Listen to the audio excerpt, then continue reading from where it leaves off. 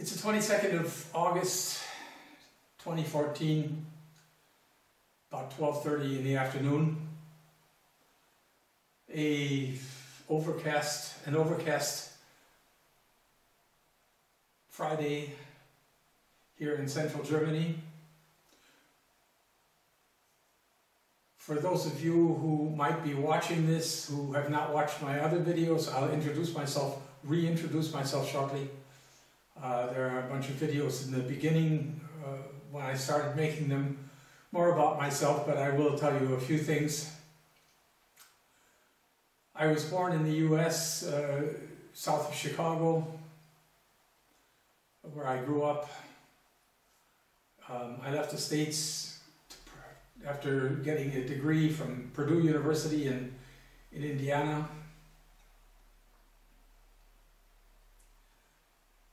I came to Germany hoping to do my doctoral work, which I did. In 1973, I received my doctorate in biological cybernetics and microbiology and biochemistry. And I had a long career in science, at first at the Max Planck Institute and later at a German university.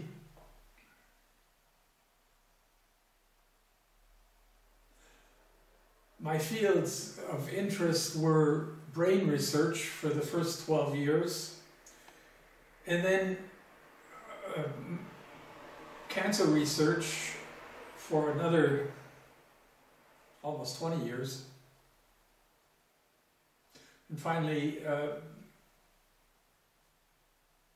work on liver disease. I became somewhat proficient at taking care of computers, and so in the end I mostly did maintenance and work on computers at the lab. I've been retired officially for 7 years, but actually I did work for the first 5 of those further, and then I retired 2 years ago. I'm going to be 73 years of age next month.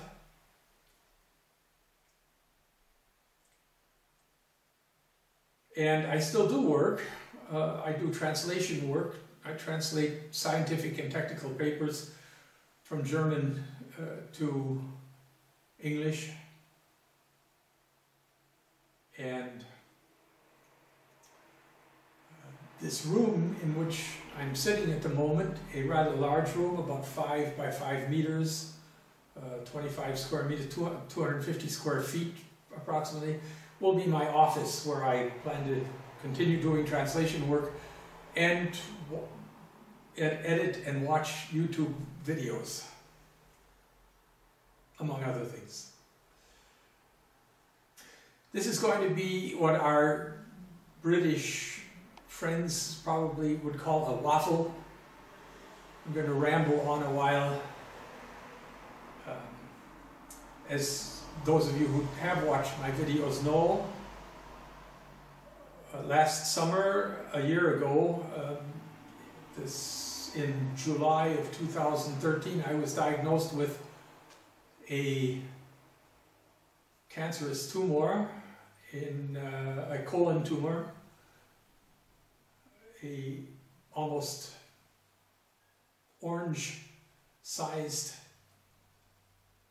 tumor in the large intestine.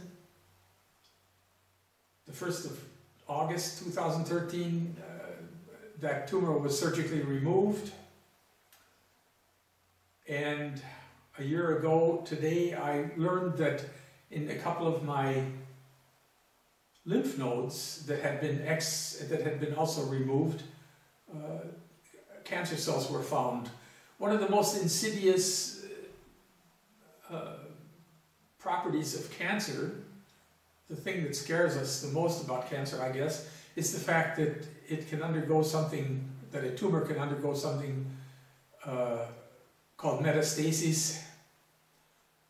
These metastatic tumors can develop in other organs. Individual cells can break off of the original tumor and become trapped in the lung or in the liver or in some other organ and create another tumor there. Generally, when that happens, it doesn't just create one tumor, it creates, this happens to a number of different places, and when that is the case, it's a good time probably to take care of any business you have here on Earth and to spend some time with your family, because the prognosis then is not very good. In my own case, the prognosis was relatively good because the tumor had been the original tumor had been completely removed, together with some of the intestine, and it also, the cancer cells that were found in the lymph nodes were found in lymph nodes that had been removed. To make sure that there were no other cancer cells that could begin metastasizing in my body, or at least to try to avoid that, I was offered the opportunity to undergo chemotherapy,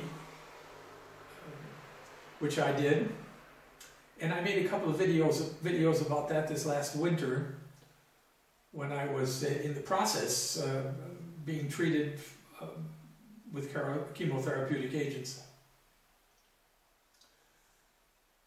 This is a follow-up video to those videos. I talked about a little bit about the psychological effect, what it is when the doctor says, you know, I'd rather tell you something different, but you've got this tumor. And I also talked about what the chemotherapy itself was like, what I went through, how it wasn't anywhere near as bad as I thought it would be, which, and I want to repeat today, it was also due to the nature of the chemotherapy, which is nowhere near as aggressive and distressing as, for instance, the chemotherapy that breast cancer patients have to go through. It's 6 months after the end of chemotherapy now, and over a year since I was since the surgeons removed the tumor. I'm feeling very good physically. I have other physical issues, of course. I have rheumatism and arthritis and something like Parkinson's disease, or at least a so-called essential tremor. But those things, of course, they fall by the wayside when you consider the gravity of having cancer. I worked in the field of cancer for a while. I'm not by any means a world expert on the subject. I did work in the field a while, so I can, which gives me the advantage, if you will, of being able to read scientific papers about cancer and understand to some extent what they are, their weaknesses, and their implications. When I stopped working on cancer, one of the reasons was I should say, first of all, I was working on, not on patients or on tumors that had already happened, but on the first changes that occur in a cell when it becomes transformed, which means it becomes cancerous. When I observed these changes, I realized they were very similar to changes that occur in normal reproducing cells. And this worried me a little bit, because it seemed to me, if that's the case, then cancer itself may be a natural phenomenon. That is, it may not be something that we can actually get rid of completely, because it's sort of predestined in our cells. 20 years later now, or 15 years later, since I came to that conclusion, new research is being completed that shows that that may well be the case. In other words, that the cancer phenomenon is actually part of the life of the cell. That doesn't mean that every cell will become cancerous, of course. It doesn't mean that every person or animal or other being that has cells will have a cancer in their lifetime, but it also means, but it does mean that the cancer is probably something that is programmed into the cell, and as a consequence, all we can do is try to treat the effects that it will have when it occurs. When I came to that conclusion or realization, I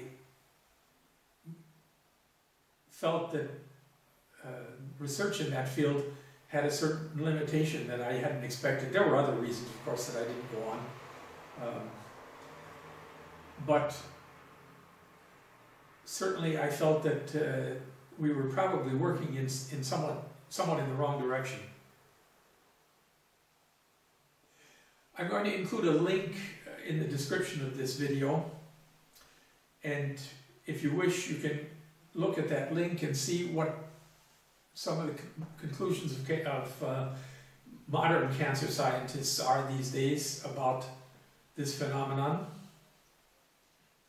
I'm certain that not everyone feels this way. It's probably not a ubiquitous understanding, but it certainly, to me, it looks very likely that this is the situation.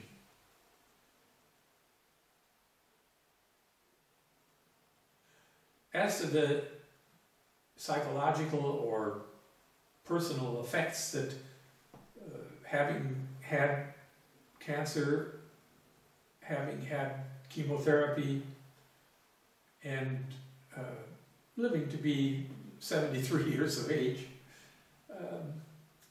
have had on me, I would say that there is some degree of influence we have on the course of the disease by our attitudes towards it. I'm not saying that attitude is going to cure it.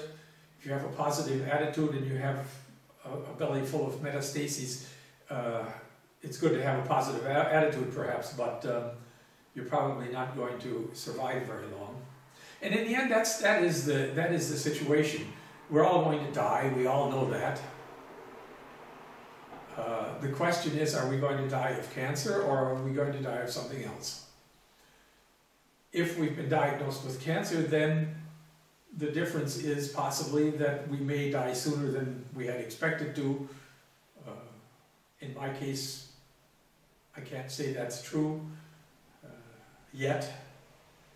We'll have to see whether I keep making videos for a while or when I stop. The attitude one has really changes one's perception of the disease, but also changes one's, or gives one the opportunity to enjoy life, perhaps. If we try to become professionals in cancer patient, this is not the way I feel that is any good. You spend your time thinking about the disease, reading about it, studying about it, and so on. There are people that have done this professionally, are doing this professionally, and they're having a difficult time with it. You're probably, I won't say wasting your time, but you're probably not going to achieve any results with it. It's probably best just to accept the fact that it is the way it is, do what is medically, use the opportunities you have that are medically available, and go on with your life. Make plans. Make plans, do things. This is true of heart patients, this is true of liver disease patients, this is true of cancer patients. Make plans, go on with your life, enjoy the coffee in the morning if you drink coffee, enjoy your time with your family, enjoy nature, and the quality of life that you have, of the time that you have on earth, will certainly be better than if you become morose and let yourself slip. Agreeably, quite obviously, it's a very different situation for me being 73 years, almost 73 years of age, and for someone who gets cancer in mid-20s, 30s, 40s. They're going to feel very cheated, probably. And that's depends, of course, on your attitude towards life and death in any case. Religious people see death as God's plan. They may see an afterlife as being better than the life here on earth. They may see the suffering that we go through as a price they pay to get to heaven. Non-religious people oftentimes see death as injustice. What did I do? Why was I born if I'm going to just die? Well, we can think about that a long time. I'm not going to mention my opinions or my attitudes towards this, but whatever your attitude is, find the positive side of it. Find the side that lets you enjoy the time you have on earth, and do that. Make your plans. Continue sanding the primer on your car, or in my case here, this house is our project. We're finishing up the very last rooms, but there's always plenty more to do after that. Life in itself can be very enjoyable. We ruin it oftentimes, letting politics, letting small irritations, the obvious injustice on earth for other people in particular, we suffer unnecessarily because of these things. It's a good idea, in my opinion, to try to accept the way things are. You better. I mean, you're not going to change them, and find enjoyment in what you can. Many people find enjoyment in helping other people, and that's a good way to do it. Certainly, living alone and thinking only of yourself is a difficult way to spend life on earth, and in general, in my observation, it doesn't lead to a great deal of enjoyment or joy or pleasure.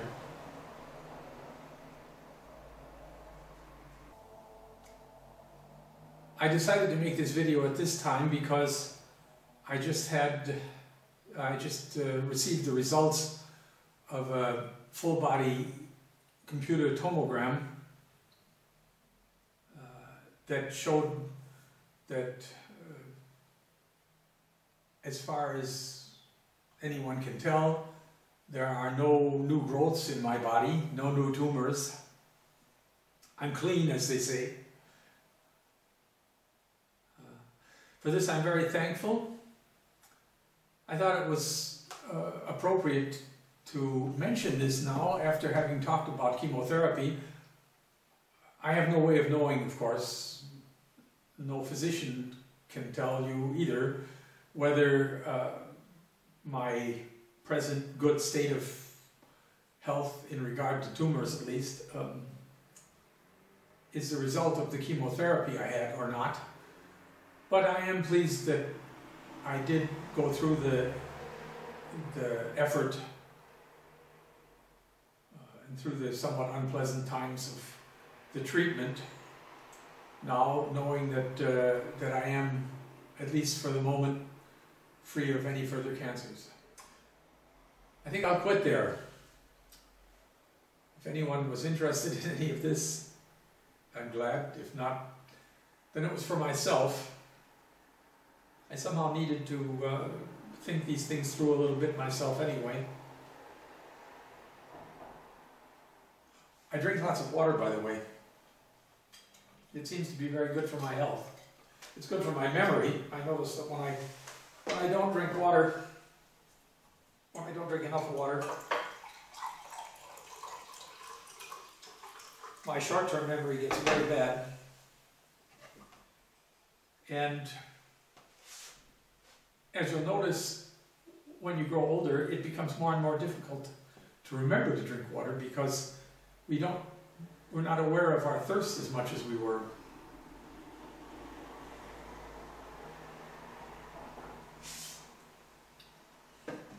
I try to drink 2.5 quarts of water a day. I spend a lot of time running to the bathroom, that's for sure. But it is good for I think it is good for the brain. It's very important for the brain, actually. And in my case, since my kidneys are not all that strong, it's very good to keep them flushed out. Read about it if you want to know more about hydration. Dehydration certainly plays a big role in when you get older. People say your mind goes. Yeah, your mind is probably shriveled because it doesn't have enough water. Good to think about. Better to grab some water and drink it. I normally drink tap water, but I like the taste of this Italian water here. So I treat myself to that. And that's something else perhaps before I quit. Treat yourself to something that you enjoy. It doesn't have to be I mean, I'd like to have a Bentley. I really would like to have a Bentley Continental.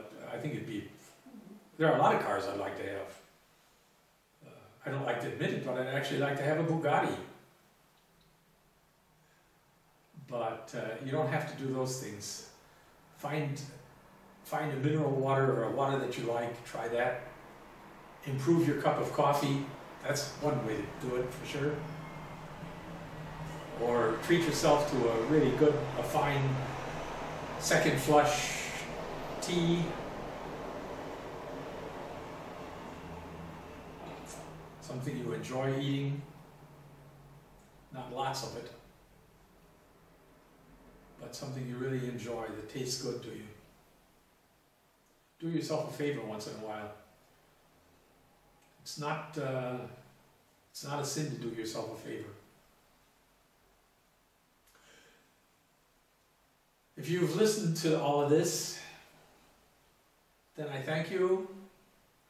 If you haven't listened to it, thank you anyway. Thanks for watching, for comments, for subscribing if you have, or if you'd like to. And I'll be bringing some more videos of work here around the house. I'm going to introduce some of the tools that I enjoy using. And hope to watch a lot of your videos, which I enjoy and try to comment on as often as possible. Have a nice day. Greetings from Central Germany, and be seeing you soon. Thanks.